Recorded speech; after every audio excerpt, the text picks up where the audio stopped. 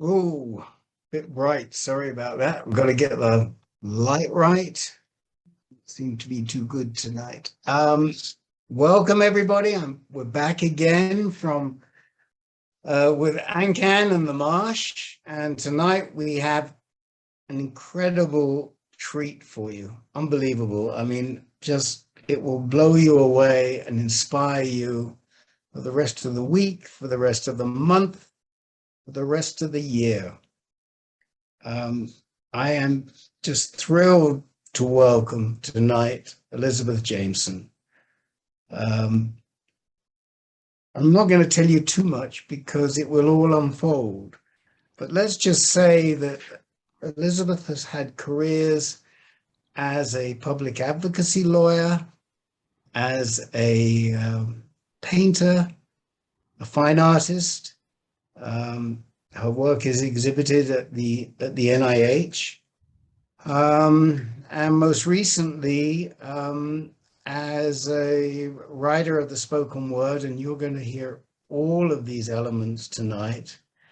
I can't wait to talk to Elizabeth Jameson. Elizabeth, welcome. I'm delighted to be here. We can't see you yet. You have to turn on that camera. I have. Is it happening? And I can't do it. I don't know what's happening.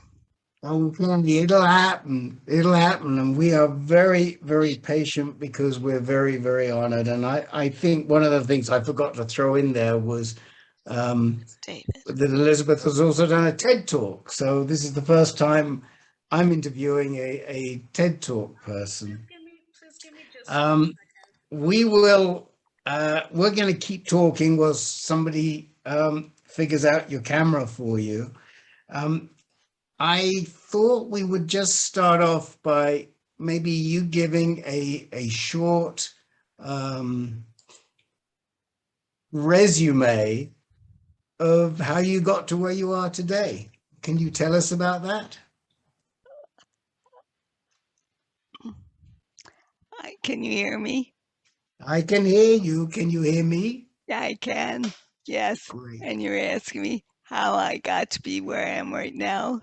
Yes, please. Lord knows, I'm so lucky and honored to be here. And it's my dream that I can use my art to communicate with all sorts of people. And when I first started my career, my first showing of my brain scans, all the people in the audience, not all the people, but a number of people didn't have MS. Their people had strokes or brain tumors. And I was just thrilled that I could try to communicate the beauty and complexity of the brain to all sorts of people. And I'm here because of that. Well, I want you to go further back. I want you to go to the point where you started as a Stanford graduate, right, of law school? Yes. Yes. No, Berkeley Law School. Oh, Berkeley Law School, Yeah. Stanford undergraduate, Berkeley Law School, forgive me. Okay. Yeah, you can't confuse the two. No, no. And tell me what happened after that. Well, I always wanted to be a public interest lawyer. Always Right. wanted. I was born to really represent or to help people as well as help myself to create. I always wanted to help people. And when I went to law school, I knew I wanted to be a public interest lawyer and represent people who are in prisons. I started out as a prison lawyer, and then I went to become a health lawyer. And I love being a public interest lawyer. And then MS struck, and I became booted out of the law. I booted myself out of law and Yeah. then decided to become an artist because I didn't know what to do. And I discovered art. Never in the world ever did I want to be an artist because I didn't know what that meant. I was always in the law library. So it is amazing that I, by happenstance, became in an art class. And then I decided, all right, if I can't be a public interest lawyer, I can be a public interest artist. And I volunteered to the ACLU and other private public interest law firms. And I ended up deciding I should do um, I should do artwork for me, for people who have chronic illnesses and disabilities. And I decided to deal with my brain scans because I had so many brain scans in the course of diagnostics for my multiple sclerosis. And I was terrified of looking at my MRIs. And I decided, well, if I'm scared, I should do something about it. So I went back, looked at my brain scans, which to me were ugly, horrible, scary. And I decided, all right, I need to confront the ugliness of the brain scans and make it be, if I could, look at them with curiosity and beauty and complexity. And that's what I did for a number of years, trying to figure out how MS has affected me and how I could use my art that would help me and everyone else with MS. And it turns out that people with all sorts of brain diseases really seem to respond to some of my images.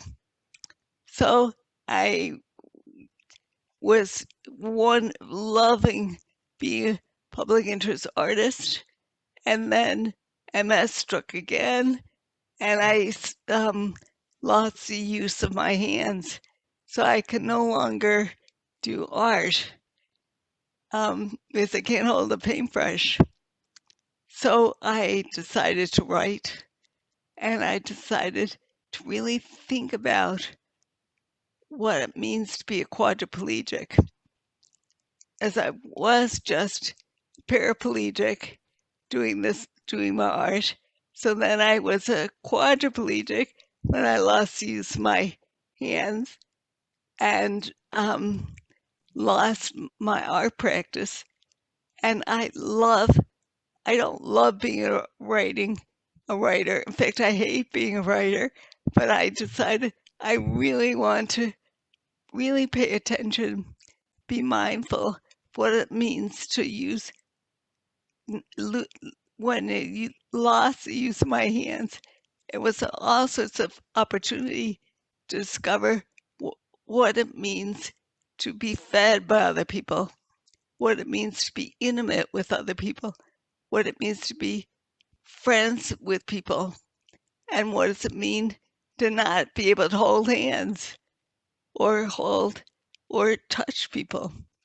And so I've written articles that I thought would may be informative to the non-disabled as well as the disabled. So that's what I've been doing. And also I'm trying to advocate for people who don't have money to have proper wheelchairs and others medically necessary care.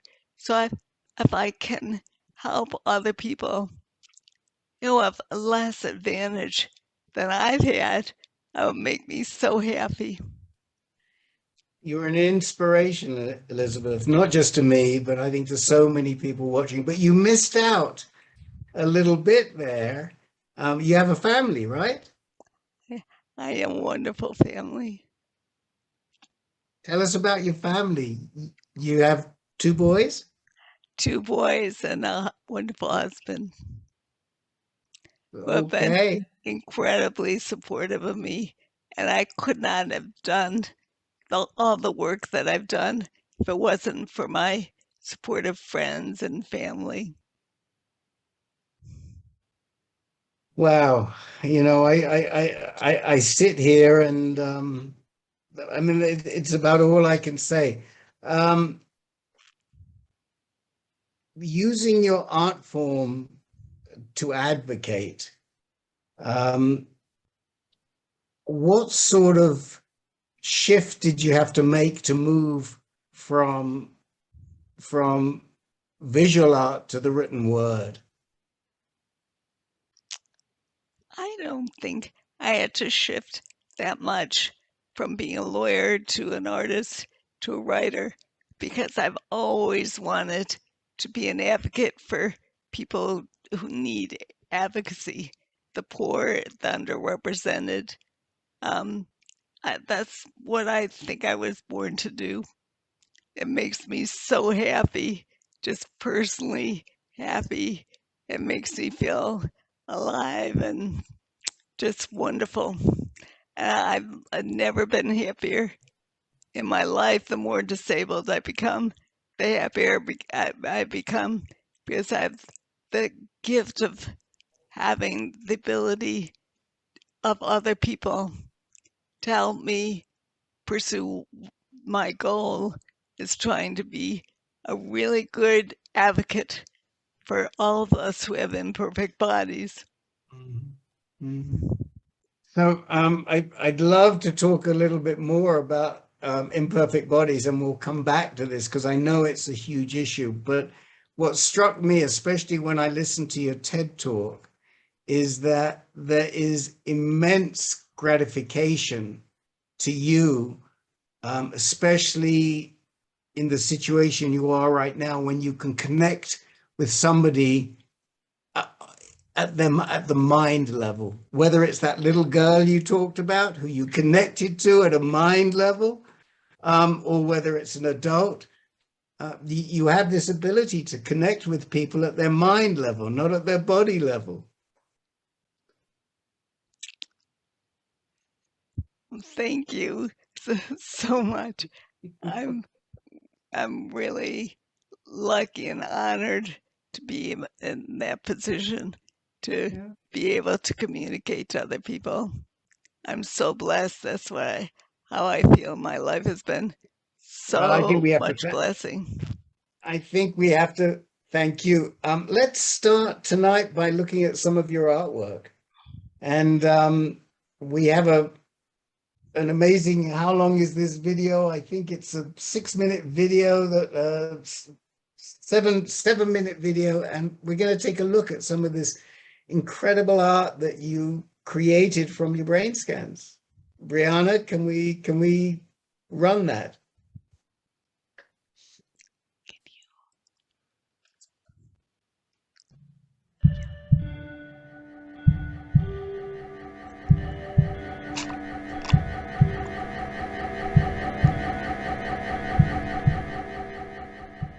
My life was shattered upon my diagnosis of multiple sclerosis. Absolutely shattered. And it was saying I'm an official, imperfect human being. I was angry at my disease. I could no longer practice law anymore. I have to spend so much time getting infusions. I could no longer be a lawyer. I changed my ability to be a mother and the wife that I wanted to be. I was really in confusion about how I could do everything, which portrayed my existential crisis. Like, well, who am I going to be? What am I going to do? I did not want to close my eyes to anything that was going to. I wanted to create. I slapped dye onto the canvas and visualized what it meant to have a view of the insides of my brain. This is a riot of colors in which I try to convey the energy and anger of life with multiple sclerosis. That was very freeing. I also wanted to have an image that conveyed the delicacy of various parts of my disease.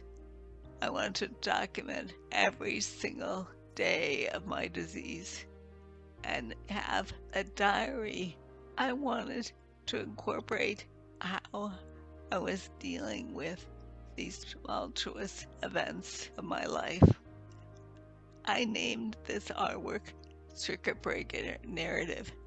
I did that because it meant I was like an electrical current burst through my body, the shock when I was diagnosed. Acceptance and denial. I'm constantly trying to develop a dialogue of acceptance and love of my disease. So I need to battle it out with the part of me that would say, damn it, I'm not going to accept it. And the other part of me that said, I want to put my arm around you. We can handle it. We can accept it. We will accept the complexity and beauty and craziness all contained within one brain, my brain. Life's a mess. Chronic illness is messy. Hopefully a blessed mess, but a chaotic mess. Stitch by stitch. That's how my life goes. I do one stitch against another stitch. My artwork focuses on the lesions and the beautiful calligraphy and the shapes of the language contained in my brain. I don't know what language it is, but that's something that really is intriguing to me. And I use color to help tease out the hidden meaning. So it's unlimited curiosity.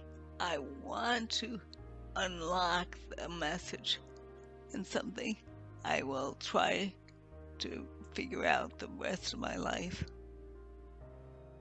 My brain folds, they're trying to merge together. It's delicious, sensuous. I love the shape. I just want to hold and touch their physicality. The warmth of red and yellow, the warmth of the heart, the beating heart.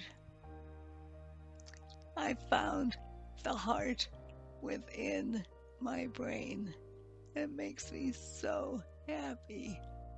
Humor is essential in trying to accept my disease and love my disease. I've always been known as a bird brain, so there it is. This is the humor of my disease. If I don't have humor, I can't laugh at the silliness of my life.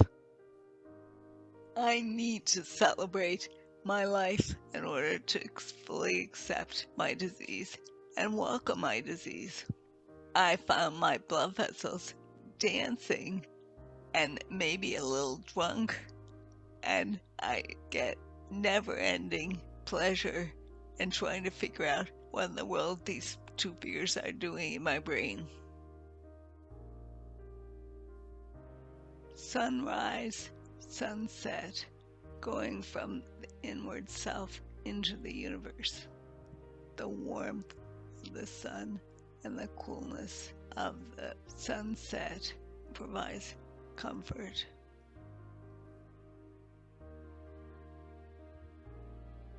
I use the language of my favorite artist, which is Joni Mitchell, and I use her song Carousel.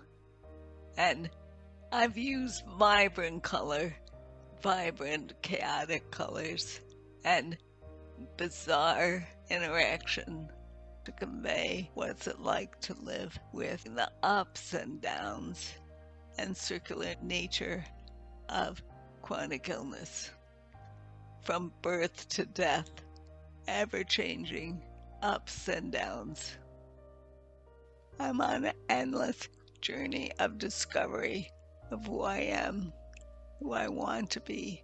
I've used my art in order to discover joy and humor and beauty in my brain folds. I feel like I rock. I want to scream in bright, bold, crazy colors. The fact that I'm alive and I have joy and really a lot of curiosity.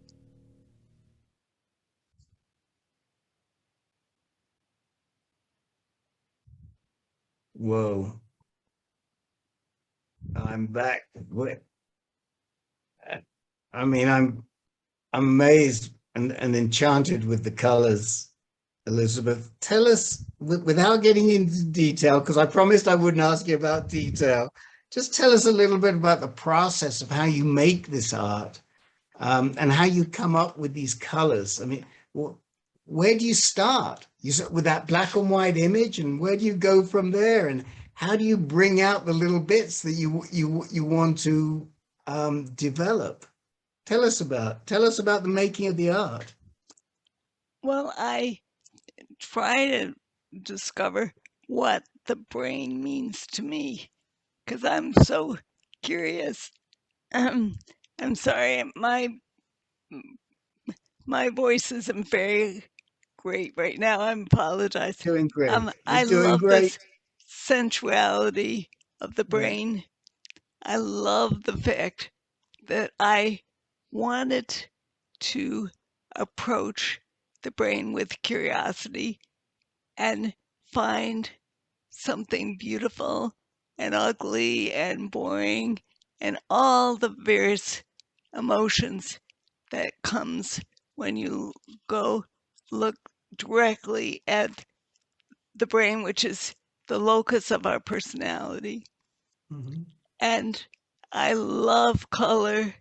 So, and I discovered shapes that, oh, that just made me explode with joy to, and so I could use bright reds and oranges and yellows and use the color to find the beauty of the brain, as well as I said before, the ugliness, the boringness, all Yeah. the complexity of the brain.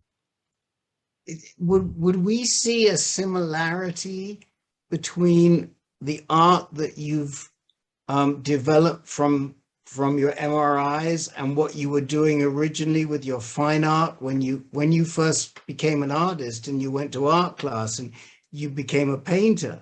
Um, is that work in any way similar, or is this completely different? It's both similar and different.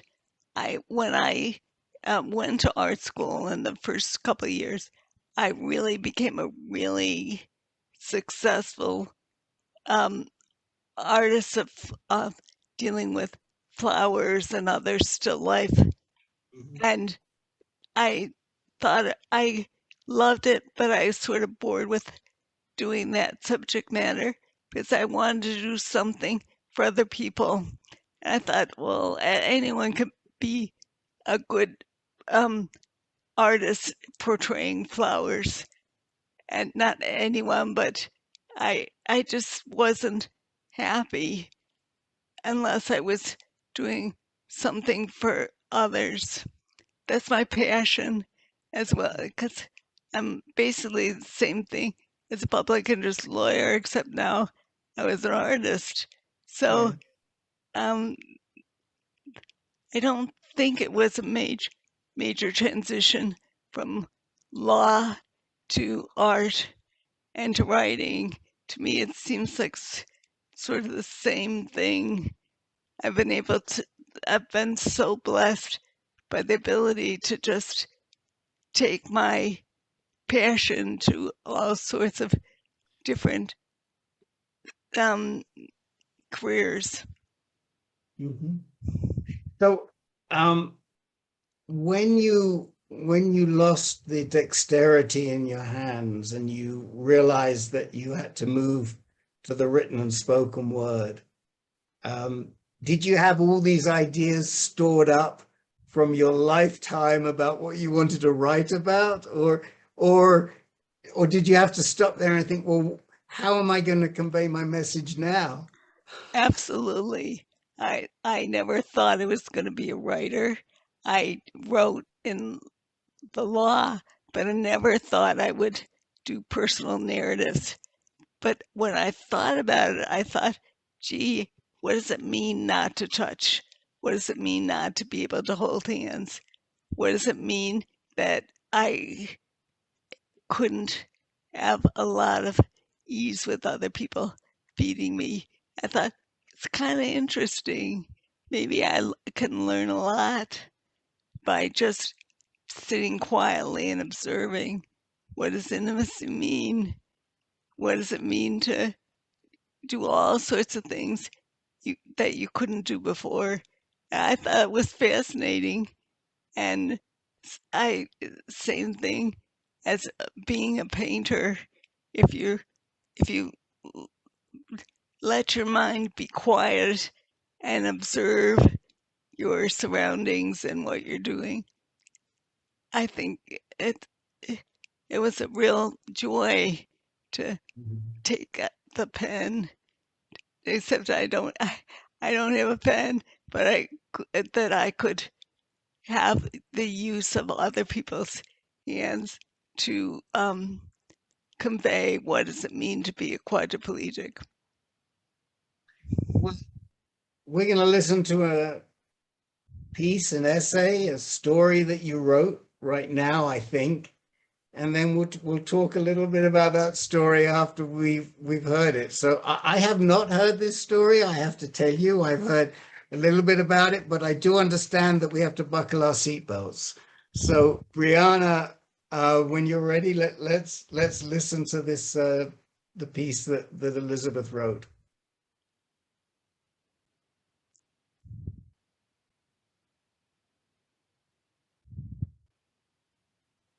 When I had the use of my hands, I used to load up my paintbrush and hurled a glob of paint up against my studio wall as a way of releasing my frustrations. I didn't have to ask permission, I just did it. Now, as a quadriplegic, I have limited control over my body, but I do have control over my voice. Unfortunately, most of my speech is focused on asking for everything I need and is dominated by pleases and thank yous.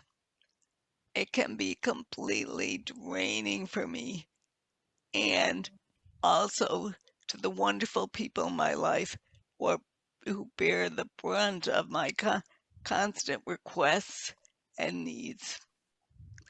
It's taken a long time, a really long time, but I've found a way to use my voice beyond these everyday requests, and instead I can express my feelings of joy and playfulness as well as frustration and sadness.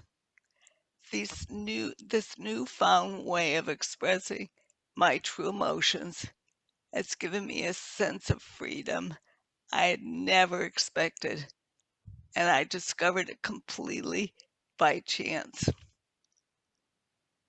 I was at my rehabilitation center where people with spinal cord injuries, often in wheelchairs, can receive desperately needed exercise.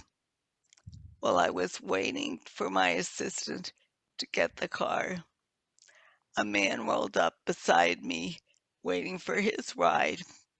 I'd seen him before at the center, but we never had a chance to talk. As we waited, he introduced himself. "I am Ted," I replied. "I'm Elizabeth." "I'm so glad to meet you, Ted." He had this huge, playful grin on his face, and he said softly to me, "I don't mean to offend you, Elizabeth, but fuck you, Elizabeth." He was smiling, so I didn't think he was trying to offend me at all. Instead, it seemed like some sort of open invitation to what I wasn't sure. I said back to him, "Well, fuck you, Ted." As soon as I said it, I experienced a ton of feelings all at once: deliverance from my overly controlled life, joy in the sudden sense of connection, and most importantly, a rebelliousness that provided a temporary taste of freedom. Ted and I continued a FU ping pong match, and each time it became louder and louder and somehow more fun. Then it became exhilarating. It felt somehow we were members of the same exclusive club. Later, I pondered my profane interaction with Ted. It quickly became clear to me why it was so cathartic. Because my multiple sclerosis has progressed so much, it means that I never have a true moment of personal space, no privacy. I had to constantly hand over control over my body. When you meet me, you'll see that I can't use my arms or hands. I can't comb my hair, brush my teeth, and most importantly for me, I can't scratch the itch on my nose. And so I try to be as normal as possible to make other people feel more comfortable with my disability. I try to be grateful and accommodating so that I'm not more of a burden than I already am. It's exhausting.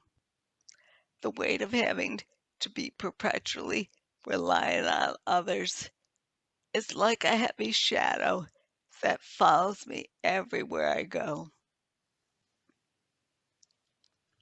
I want to unshackle myself from having to be so accommodating, but it's so hard to let loose when I need others to help me blow my nose.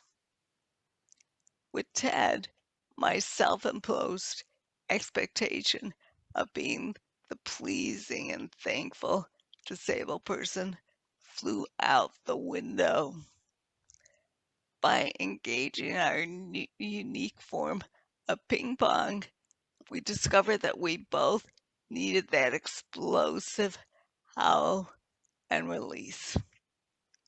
I now use profanity when I want to rage at my broken body, the progression of my illness, and share a moment of frustration with someone who understands.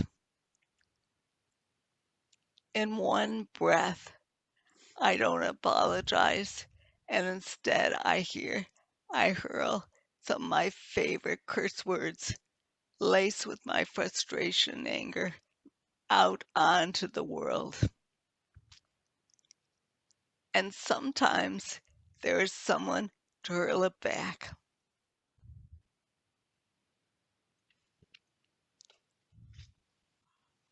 Well, I I forgot to mute myself, so you heard me enjoying that.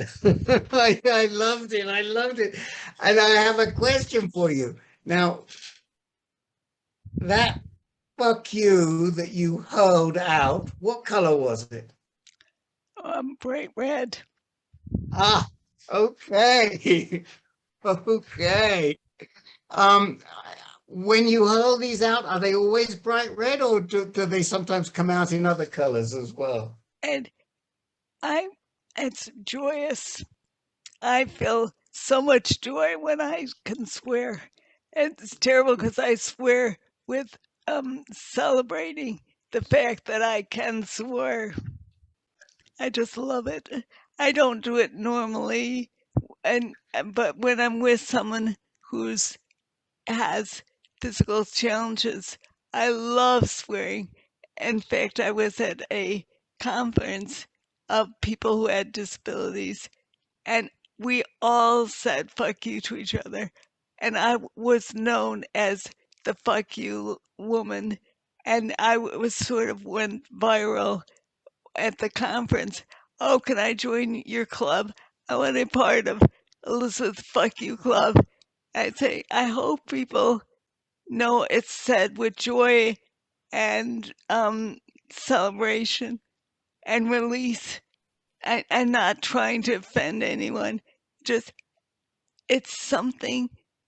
It went viral in this tiny community because we all had so much fun saying it. Just saying, oh, it's so much fun to be a teenager again. Offending. So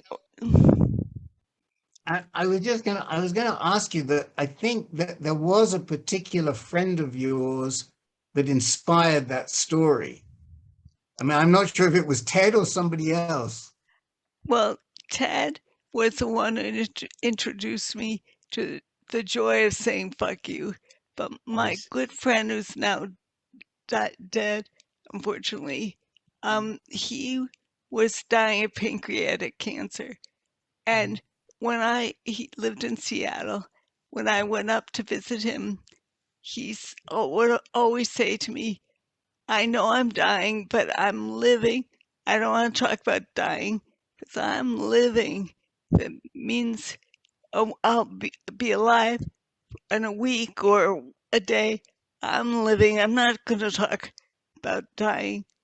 And he threw through a party saying about cremation, said, I I want to celebrate it every day I'm alive.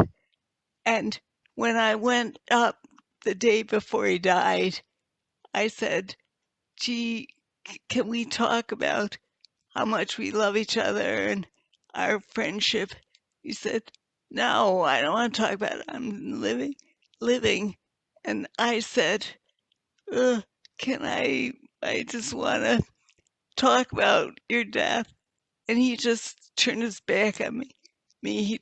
He, I was trying to change and trying to make him that I, something he didn't want to confront. And I said, because I knew it was going to be dead in the next couple of days. And I said, Phil, fuck you, Phil. And he started laughing and I started laughing and I I don't know why, because I thought, oh my God, terrible thing to say, someone who's about to die. He loved it. So there's absolutely a joy in saying that. You know, two things that you mentioned there sort of triggered something, which is like we've mentioned it in the chat window, but we have a fantastic virtual support group, which is incredible for people with disabilities because it allows them to interface with their peers without having to go anywhere because they have a physical disability that impairs their ability to get to a physical group. And we have people in wheelchairs. This is an MS group. And I can't wait I sometimes drop by the sessions. I cannot wait to ask them how they use swearing, and if they use swearing, and how they use swearing, because they seem very genteel. But maybe I'm not so sure that they're as genteel. Maybe they. What do you think? That I suspect it's a whole range of emotions depending on the people. I mean, some people can't stand swearing. They think it's not polite. And Yeah. other people can't wait to hurl profanity. It's just every person has a different relationship to profanity. And now going forward, when anybody says "fuck you" to me, I'm going to think of a big blob of red paint. I So, Yeah, but it has to be orangey red, so oh, it's okay, not dark red. It's okay, well, I got it. it's red with some yellow mixed in. Okay, and that comes from the artist. Um, Yes, no, I love that.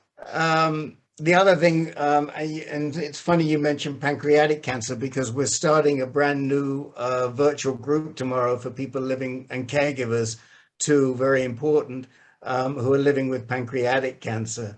So I'm sorry that Phil isn't with us because I would have invited him to join. So you would have very loved it. yeah, we were very excited about that. So the next and the last piece we're going to hear today is a little is the introduction to MS Connections. Tell us before we hear about it, just introduce MS Connections for us, please. It's called MS Confidential, and it's Confidential. because Excuse me, I'm so sorry. it was my dream of having intimate, raw conversation amongst people who had MS. And I wanted that so badly during COVID to build community, real honest community amongst people who have this disease. And we've done it, I think, and I love it. Um, and you're going to see just a short excerpt of what our conversations are like. I guess I was thinking it was Freudian. I guess I was thinking connections because MS Confidential leads to the sort of connections that you want to make. That's why you have it. Is that Yeah, right? absolutely. Let's watch the trailer and then we'll talk some more.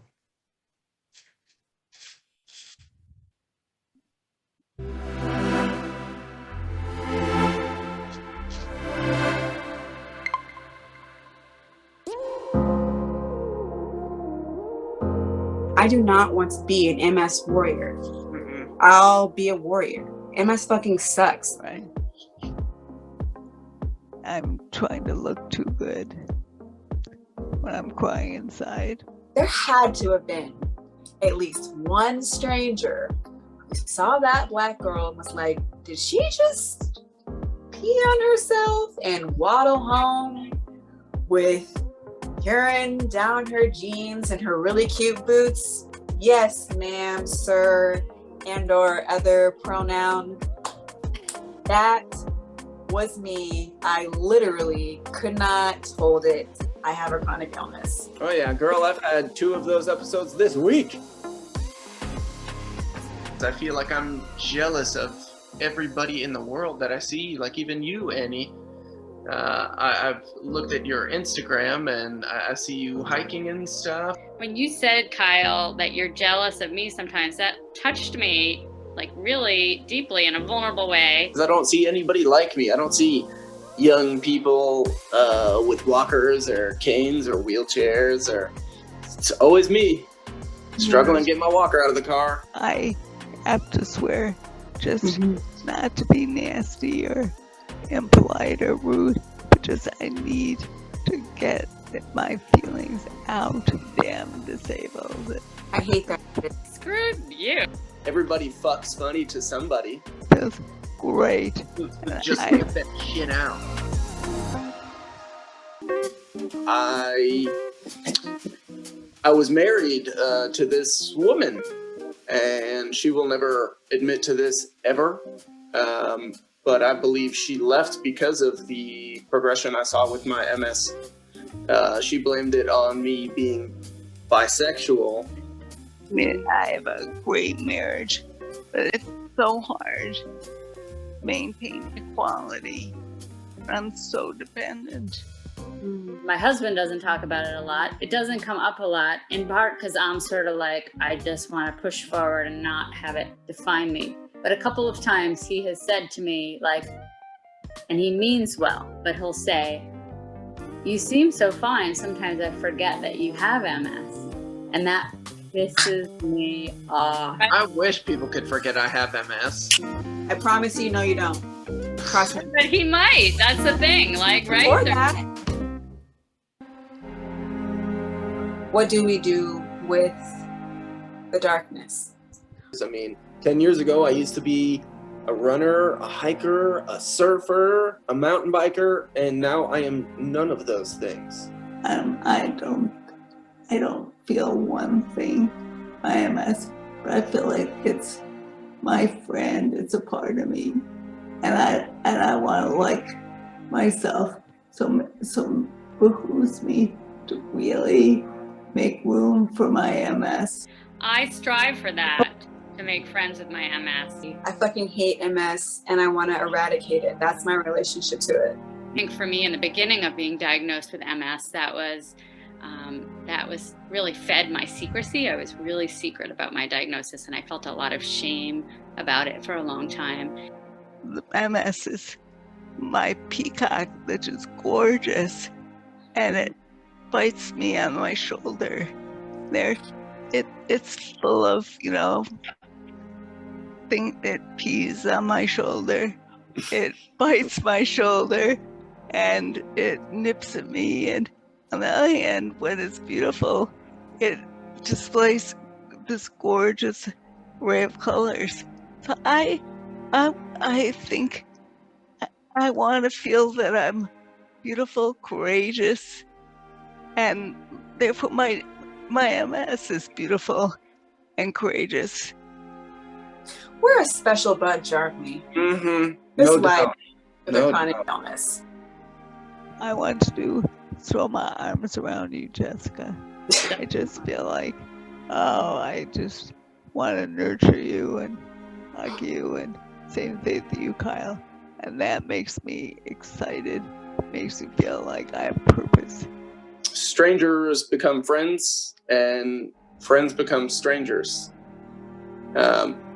Like I've never met any of y'all, but I consider you friends. And it makes all of this easier. Those moments are like this very soft touch to this very harsh reality.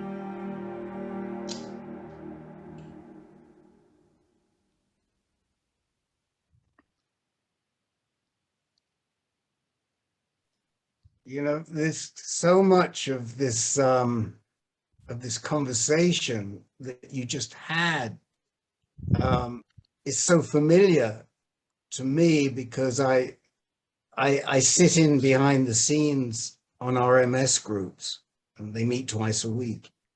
And the discussions that you had there are just so similar to so many of the discussions that I hear. And the people come into the group and they say, oh my God, I can talk to people who can relate to me. They talk about their urinary issues. They talk about their relationship issues. And so it strikes home to me so deeply. And we have, with the permission of the group, those conversations are recorded. And it's because a lot of MS people don't feel they can attend, and they listen later. So all of their conversation is available to listen to on our YouTube channel. And it just strikes an amazing chord. A couple of things that came out of it for me was this issue of the invisibility of MS as a condition. Obviously not for yourself because it's progressed, but for so many people living with MS, they feel burdened by the fact that they have this very difficult disability and people just don't recognize it. Would you comment on that? I felt the same way when I was first diagnosed. No one knew that I was having this um, silent disability. And now I'm on the other extreme because I'm in a wheelchair. I'm a quadriplegic. People don't talk to me because I'm scary. So I'm kind of ignored, or I'm just really scary to people. They don't know how to approach people like me. So it's bad on both ends. Although I think it's much easier at being advanced MS than it is being newly diagnosed. It's much harder for me. Now I feel like, oh, I can deal with this. I know what I have. There's no hope for me. Not I hope that I'm too extreme, but there's no treatment. Where when I was younger, I was always hunting for the right treatment. Now that I'm beyond treatment, it's great. Now I feel like, oh, yahoo! I could just pay attention to my art and communicating with people and do my advocacy work. Where when I was younger in the disease, I didn't want to do that. I wanted to keep hunting for the cure. And now that I'm not worried about the cure, because that's way too late for me, I'm so thrilled. I mean, I can't tell you how happy I am not to care about researching for anything. You raise this issue that we see not just with MS, but in some of the other groups too, about the difference between the denial of your disease and I think at one point in that tech talk you said, well, denial is good. I heard you say denial is good, and maybe it is good early on in a disease situation, but there comes a point when you cannot deny it and you have to accept it. And then after you accept it, you have to embrace it. So, there's a point where it goes from that sort of turkey buzzard that's coming down to peck at you, Right. to the peacock that's pecking at you behind, right? To some beautiful bird that you hold close to your chest. Absolutely. It's all a wide range of feelings, emotions, multi-layered feelings of emotions. And we all go through all this range, and we'll continue to do it, I think, till we die. We all, as human beings, will go through this, hopefully. And my job for me is to work on acceptance of my disease. And that's a daily project, but I really want to fall in love with my disease. And I'm so delighted that I'm now advanced MS because I don't have to worry about treatment. I heard those same words from Jen Digman, who is a patient advocate, patient leader in the MS community, and uses a wheelchair, has pretty advanced disease. I had those same words from her last night about embracing and accepting the disease. I mean, it amazing. I mean, it just strikes home. And yet, even this week, in another condition, a man who's in denial lashed out at me personally. And I mean, he used the fuck you, but he didn't use it in the way that you're using it. I mean, what can you say to people that are in denial? how can you help in your advocacy the people who are in denial get over the hump of where denial is no longer helpful to you? I don't know how to answer that. I think people need to go through things that they need to go through. Yeah, yeah. I can just say I want to be friends with my disease because I'm going to have it. It's sitting on my shoulder and it will be there till I die. And we all have burdens till we die. And I feel sorry for people who can't decide to embrace their Mhm. illness. I shouldn't say feel sorry. It's my No. approach. And other people like being angry, or it's part of their personality or whatever. And all I can say is gives me so much joy that I can, not every day, not every month, but more and more I'm hoping to become more more peaceful and embracing my MS as my friend or friend enemy, someone who I love and hate, Yeah, but frenemy. Yeah. friend of me, yeah, right. I don't mean to Mhm. say I'm not toxically positive, but I want to be positive, a bunch of the times, a bunch of the days of the month. Not every day, it's impossible for me, but I want that peace. I mean, it seems like you have it. I'm sure internally it's a constant struggle.